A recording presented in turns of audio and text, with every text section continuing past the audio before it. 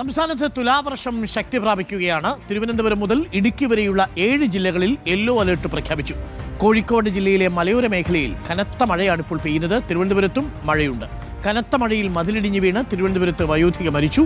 കണ്ണുകുഴി സ്വദേശി സരോജിനിയാണ് മരിച്ചത്. സാനിയ മുനോമി കോഴിക്കോടുണ്ട്. സുനുഷ എല്ലൂർ തിരുവനന്തപുരത്ത് നിന്നും ചേരും.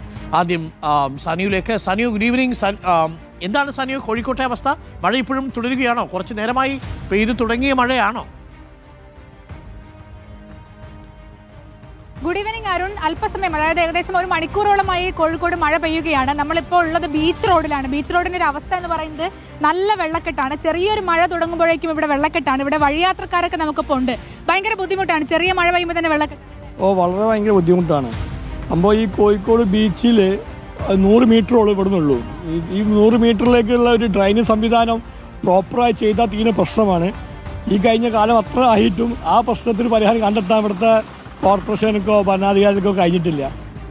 അതാണ് അപ്പോൾ നമ്മളിത് ഇപ്പോൾ ഒരു കാൽനട യാത്രക്കാർ വലിയ ബുദ്ധിമുട്ട്. അതെ, അതാണ് ചേട്ടൻ പറയുന്നത്. കാൽനട യാത്രക്കാർക്ക് പോലും പോകാൻ കഴിയാത്ത സാഹചര്യമാണ്. നഗരത്തിൽ പലയിടത്തും ഇങ്ങനെ വെള്ളക്കെട്ടാണ്. പല കടകളിലേക്കും വെള്ളം ചെറുതായി കയറുന്നുണ്ട് എന്നുള്ളൊരു സാഹചര്യം. ഇനി കുറച്ചുകൂടി മഴ പെയ്താൽ വെള്ളം കയറാനുള്ള സാഹചര്യം കൂടുതലാണ്. ഓക്കെ, മാത്രവുമല്ല ഈ വെള്ളക്കെട്ട് കാരണം വലിയ ഗതാഗത കുരുക്കാണ് കോഴിക്കോട് നഗരത്തിൽ അനുഭവപ്പെട്ടുകൊണ്ടിരിക്കുന്നത്.